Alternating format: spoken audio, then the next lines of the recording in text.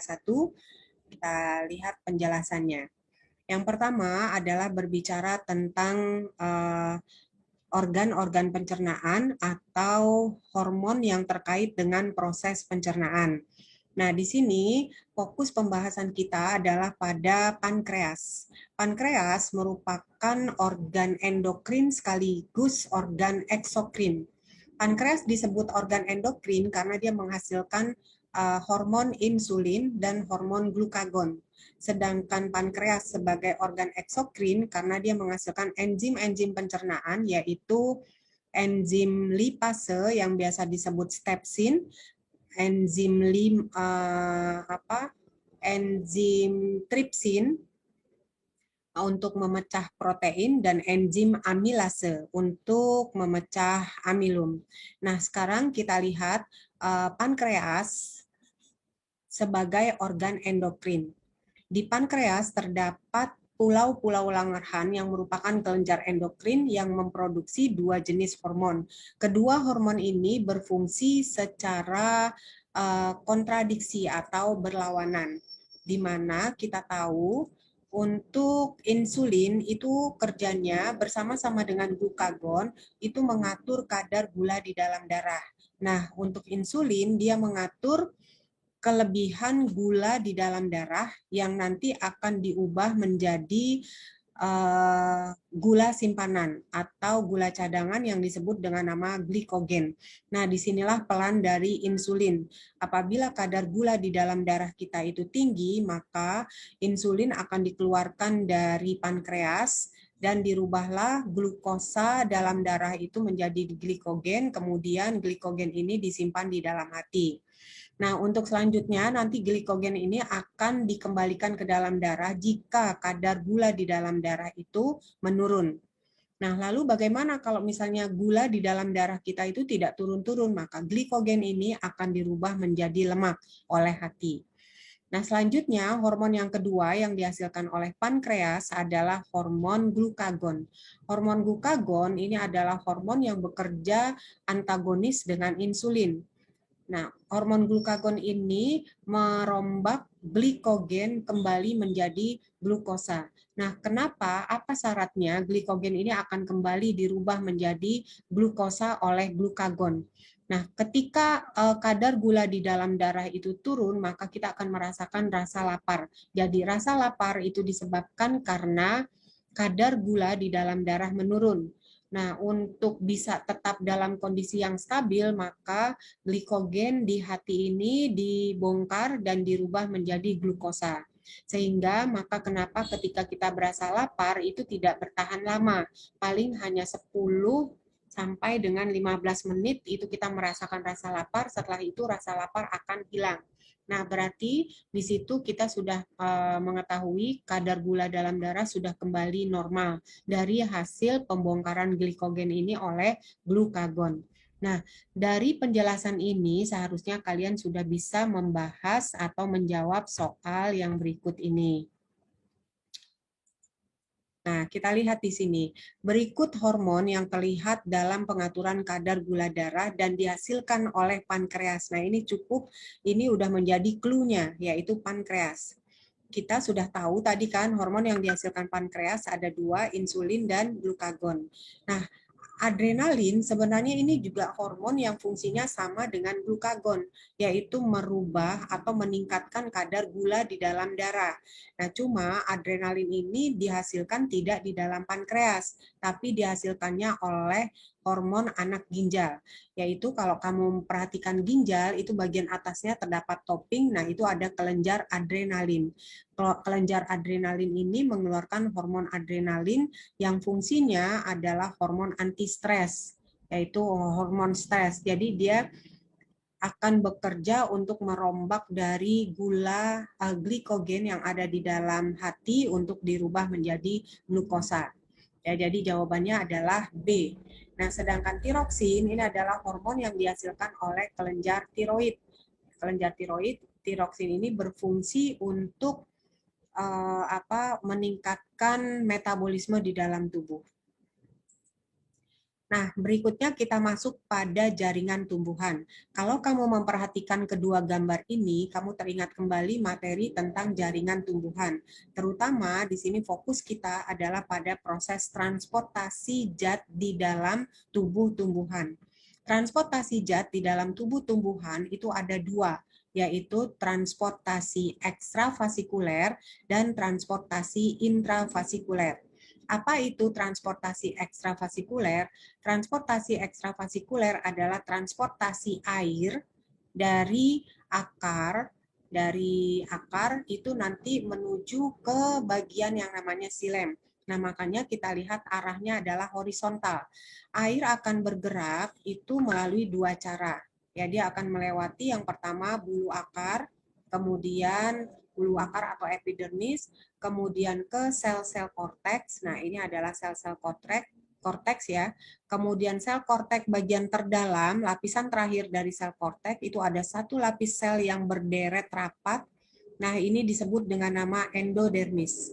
Endodermis ini adalah deretan sel-sel yang sangat rapat dan dia memiliki lapisan suberin atau lapisan gabus dan lapisan lignin. Lapisan ini berbentuk huruf U. Jadi kalau kita lihat ini sel ya. Kemudian dia seperti ini U-nya. Nah, seperti ini. Jadi dengan demikian ini akan menghalangi air atau gerakan air yang berjalan dari epidermis itu menuju korteks dan kalau dia ingin masuk ke dalam silinder pusat itu terhalang. Nah, lapisan dari suberin dan lignin ini membentuk yang namanya pita Kaspari. Pita Kaspari. Kemudian ya di bagian dalam dari endodermis kita akan menemui yang namanya silinder pusat. Silinder pusat lapisan pertama itu ada satu deret lapis sel lagi yang namanya perisikel. Perisikel ini adalah bagian dari akar yang mampu untuk kembali meristematik. Artinya dia mampu untuk membelah dan akhirnya terbentuklah yang namanya cabang akar. Cabang akar itu berbeda dengan bulu akar. Cabang akar terbentuknya dari perisikel sehingga dia tidak mudah patah. Tapi kalau bulu akar itu terbentuk dari epidermis.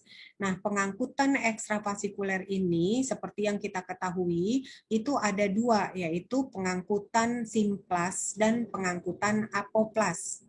Pengangkutan simplas itu artinya air dan hara mineral masuk dari sel ke sel.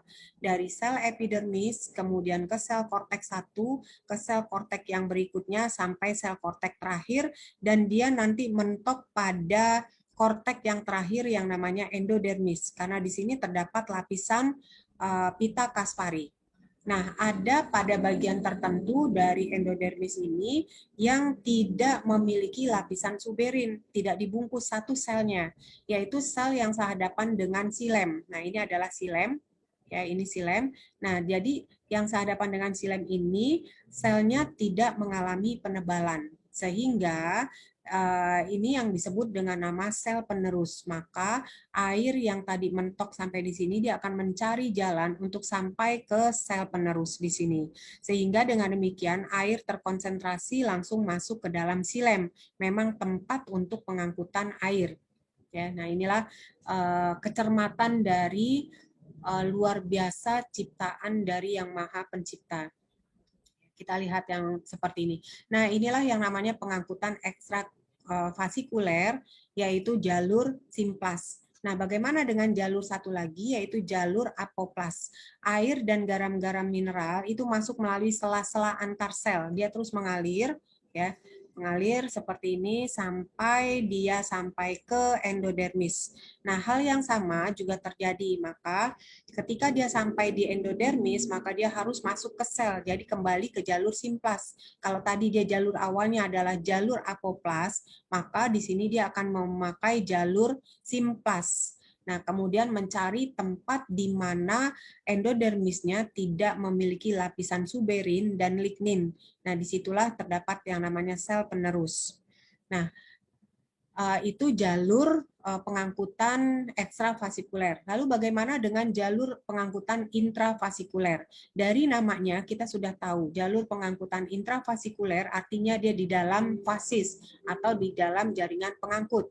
Dari mulai silem akar itu akan bergerak naik ke silem batang, kemudian ke silem daun, dan akhirnya air dan hara mineral itu masuk ke dalam sel-sel palisade dan di sanalah terjadi peristiwa fotosintesis. Nah, itu adalah jalur pengangkutan fasikuler. Ya, jadi ada dua, ekstravasikuler dan intravasikuler. Nah, ekstravasikuler arah jalannya adalah horizontal dari epidermis sampai ke silem, ya horizontal. Nah, terus jalur vasikuler, intravasikuler itu arahnya tegak dari bawah yaitu silem akar ke atas ke silem batang dan sampai ke silem daun. Ya.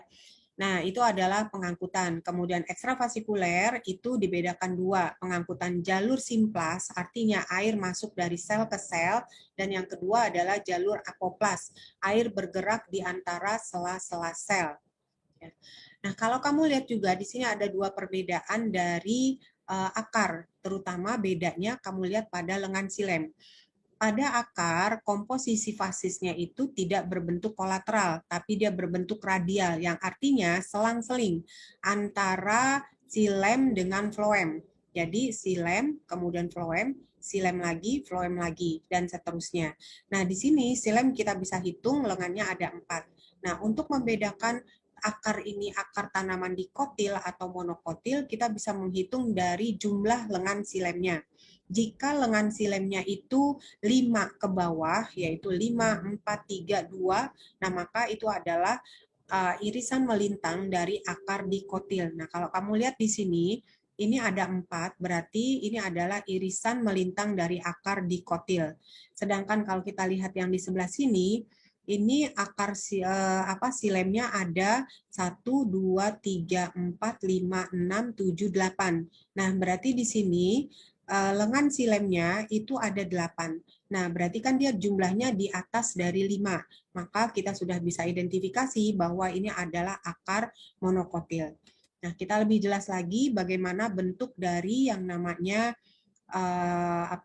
pita kaspari. Nah, ini semua sel-selnya ada pita kasparinya, kecuali bagian yang berhadapan dengan yang berhadapan dengan lengan silem. Nah, kamu lihat di sini kan warnanya berbeda. Nah, ini yang namanya sel-sel penerus. Disinilah sel-sel ini yang tidak memiliki lapisan suberin dan lignin, sehingga air yang masuk melalui jalur simplas maupun apoplas itu pasti akan mencari di mana dari sel-sel penerus tadi. Ya. Nah, jadi dari sini kita akan bisa menjawab dari penjelasan tadi, menjawab pertanyaan. Tapi sebelumnya kita lihat perbedaan antara akar dikotil dengan monokotil. Ya, jadi bahwa akar dikotil, ini fokusnya pada dikotil, korteksnya lebih sempit dibandingkan dengan akar monokotil. Kita lihat di sini. Nah, ini kan, ini jaraknya segini, korteksnya ya. Nah, ini korteksnya agak luas. Nah, ini kan bedanya kan. Terus kita lihat lagi, epidermis, korteks, dan endodermis pada akar yang tua terkelupas dan diganti dengan gabus. Ini khusus pada endodermis. Nah, makanya nanti lama-kelamaan sel penerusnya itu juga hilang, tidak ada pada tanaman di akar tanaman dikotil. Kemudian akar tua akan dilapisi oleh gabus. Ya. Dinding sel endodermis kurang tebal dibandingkan dengan monokotil, sedangkan pita kasparinya lebih menonjol. Nah, jadi satu-satunya cara untuk air bisa masuk melalui pengangkutan ekstravasikuler adalah melalui jalur simplas. Dia agak sulit air itu masuk melalui jalur apoplas. Nah, umumnya tidak memiliki sel penerus pada endodermis, tapi bukan berarti seluruh tanaman dikotil tidak punya sel penerus, ada, tapi jarang. Ya, yang kebanyakan sel penerus ini hanya dimiliki oleh tanaman monokotil. Kemudian pada akar dikotil, perisikelnya bisa meristematik, sehingga bisa membentuk akar-akar lateral atau cabang akar. Terus ada kambium gabus dan kambium vaskuler. Nah, dari penjelasan tersebut, kita masih ada satu lagi di sini untuk endodermisnya. Dia terletak di sebelah dalam dari korteks yang memisahkan antara korteks dengan silinder pusat. Tadi kan kamu lihat antara korteks ini kan endodermis ini lapisan terakhir dari korteks. Sebagian besar dari dinding sel endodermis ini mengandung gabus atau suberin atau zat lignin sehingga membentuk yang namanya pita Kaspari. Nah, pertumbuhan penebalan dari gabus membentuk huruf U. Huruf U-nya yang terbalik ya. Kalau tadi akarnya itu menghadap ke dalam, berarti huruf U-nya yang seperti ini. Huruf U yang menyebabkan air tidak dapat menembus masuk ke dalam silinder pusat. Sehingga dengan adanya pita Kaspari ini, maka air akan terkonsentrasi masuk pas pada tempatnya. Terus kemudian sel penerus merupakan sel endodermis yang tidak mengalami penebalan. Adanya sel penerus memungkinkan air dapat masuk ke dalam silem akar dan masuknya secara tepat. Seperti itu. Dari sini kita akan bisa menjawab soal yaitu suatu jaringan. Di sini dikasih karakteristik atau ciri-ciri. Kita disuruh untuk bisa mengidentifikasi. Suatu jaringan memiliki penebalan dinding sel dari suberin dan lignin. Nah, kita udah tahu ini dari clue-nya ada suberin dan lignin. Kita udah mengarahkan kita sebenarnya pada lapisan endodermis. Nah, berfungsi menyeleksi air. Nah, ini udah lagi juga semakin kuat ya clue-nya. Air dan garam mineral yang masuk dan sebagian sel-selnya tidak mengalami penebalan. Nah, ini adalah fokus pembahasannya pada sel penerus. Jadi udah jelas dari kalimat ini sudah mengarah pada yang namanya endodermis, ya lapisan endodermis. Jaringan tersebut dapat ditemukan pada penampang melintang. Nah, hampir semua, sebagian besar dari tanaman monokotil memiliki sel penerus, sedangkan di kotil hanya sebagian kecil saja yang memiliki sel penerus. Jadi jawabannya adalah yang monokotil. Kita lanjut pada materi tentang sel.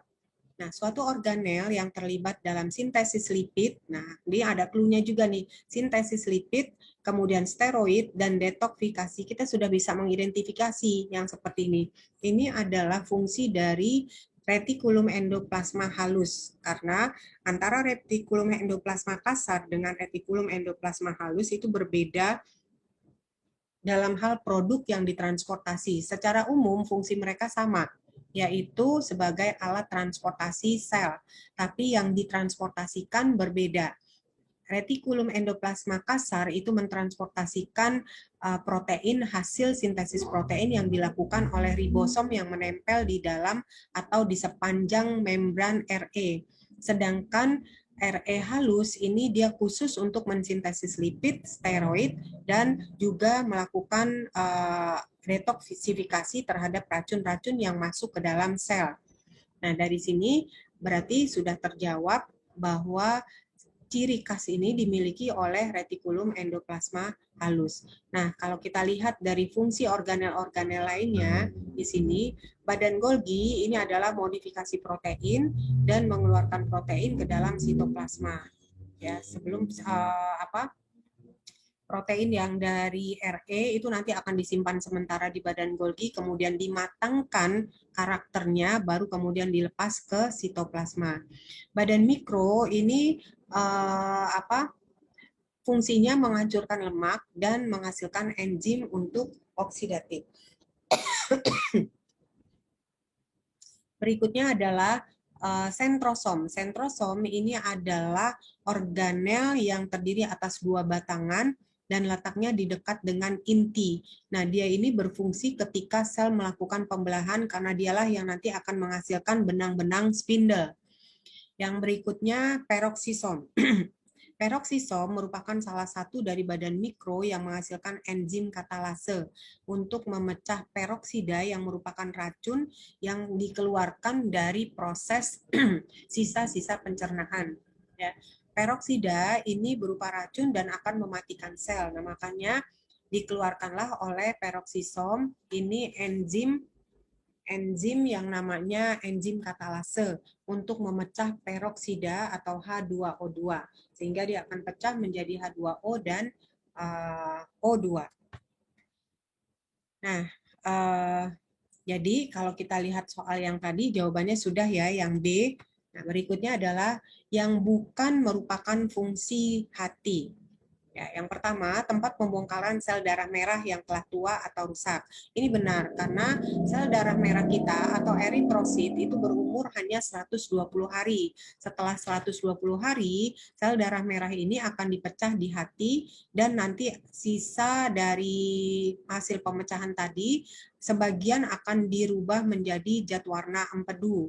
Kemudian yang kedua, menghasilkan cairan empedu. Betul, hati menghasilkan cairan empedu yang berfungsi merubah lemak menjadi asam lemak dan gliserol. Nah, inilah fungsi yang salah dari empedu. Padahal kalau kita lihat fungsi hati itu benar dia menghasilkan empedu, tapi fungsi empedunya yang disajikan di sini kurang tepat. Fungsi empedu itu adalah untuk mengemulsikan lemak. Apa sih itu emulsi?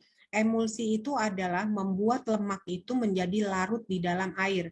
Kalau kita campur air dengan minyak, maka minyak akan berada di permukaan. Nah, berarti kan itu tidak bercampur. Nah, jika air plus minyak ini kita tambahkan cairan empedu, maka minyak ini akan larut sebagaimana larutnya gula di dalam air. Yang ketiga, berarti ini salah ya, ini benar.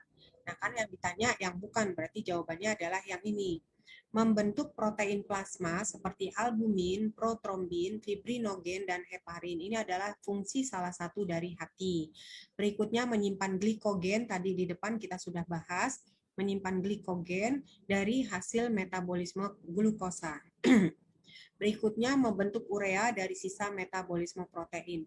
Kelebihan protein yang kita makan ini tidak disimpan di dalam tubuh untuk menjadi cadangan energi, tapi dia akan dikeluarkan. Nah, sebelum dikeluarkan melalui ginjal, maka asam-asam amino atau protein ini akan dibongkar dulu menjadi yang namanya urea. Barulah sisa kelebihan dari protein ini akan dikeluarkan melalui ginjal. Selanjutnya kita akan masuk pada komponen-komponen dari buah. Ya, seperti yang kemarin kita sudah belajar tentang buah majemuk ya, kemudian buah semu. Nah, sekarang kita membahas buah yang memiliki lapisan 3 lapisan dan lapisan yang terdalam itu adalah yang sangat keras. Nah, ini contohnya adalah buah kelapa. Buah kelapa itu mempunyai 3 lapisan. Lapisan yang pertama adalah eksokap. Eksokap ini adalah lapisan terluar yang warnanya bisa bermacam-macam. Kalau dia masih muda, warnanya hijau. Jadi ini adalah lapisan yang tipis. Kemudian ada juga kelapa gading, ini yang warnanya kuning ya, kuning ya krem. Nah, jadi ini adalah lapisan yang sangat tipis. Kemudian yang kedua adalah mesokap. Mesokap ini yang namanya sabut kelapa. Sabut kelapa yaitu bagian tengah. Nah, ini yang lapisan yang sangat tebal karena dia berupa serabut-serabut kasar dan dia berupa serat ya yang kasar pokoknya. Nah, lapisan yang ketiga namanya adalah endokap. Ini adalah lapisan yang kuat dan tebal ya. Nah, di sini dia walaupun dia tipis, ini kan tipis tapi dia kuat dan tebal. Lalu yang terdalam ini apa? Yang terdalam ini adalah yang namanya endosperm. Ini bukan lapisan. Ya, jadi inilah endosperm atau cadangan makanan dari kelapa tersebut. Nanti bijinya tuh biasanya kalau dia sudah tua ada numbuh di bagian dalam di sini. Nah, bagian dalam endokap mengandung endosperm. Endosperm ini ada 2, yang warnanya putih, ini yang biasa kita makan, dan yang berbentuk cair, ya, yang biasa juga untuk bahan dasar pembuatan nata de coco. Nah, berdasarkan penjelasan tadi, kamu bisa menjawab dari soal yang berikut ini. Berikut pernyataan yang tidak tepat mengenai karakteristik tanaman kelapa. Pertama, tanaman kelapa itu berakar serabut, betul. Dia tebal dan berkayu, betul. Ya. Terus yang kedua, kita cari yang tidak tepat ya. Pembuluh angkut batang menyebar, ya, fasisnya menyebar. Sebagaimana yang sudah kamu tahu, karena pembuluh angkut dari batang monokotil ini menyebar, maka tidak jelas batas antara korteks dengan embulur. Kemudian memiliki jenis daun majemuk dan berbentuk pita. Betul, ya daunnya itu adalah sejajar. Ya. Berikutnya, pada buah terdapat lapisan endokarp, ini betul juga, yang tersusun atas jaringan parenkim yang menyimpan cadangan makanan. Nah, sekarang kita lihat di sini. Pada buah terdapat lapisan endokarp yang tersusun atas jaringan parenkim penyimpan cadangan makanan. Nah, kalimat yang terakhir ini adalah salah, karena endokarp itu adalah lapisan keras berkayu. Nah, yang kalau misalnya kalimat yang ini kalau kita padankan dengan yang namanya endoderm tadi ya, atau yang kita sebut ini namanya tadi yaitu bagian yang namanya endosperm. Jadi kalau ini kita ganti endosperm barulah dia tepat. Kemudian memiliki bunga majemuk yang tumbuh pada ketiak daun, betul. Jadi yang salah yang kita temukan adalah yang delta.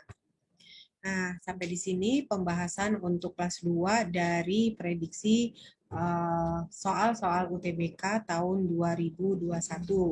Kita lanjutkan pada video yang berikutnya, yaitu video kelas untuk pembahasan materi kelas 12. Wassalamualaikum warahmatullahi wabarakatuh dan selamat malam.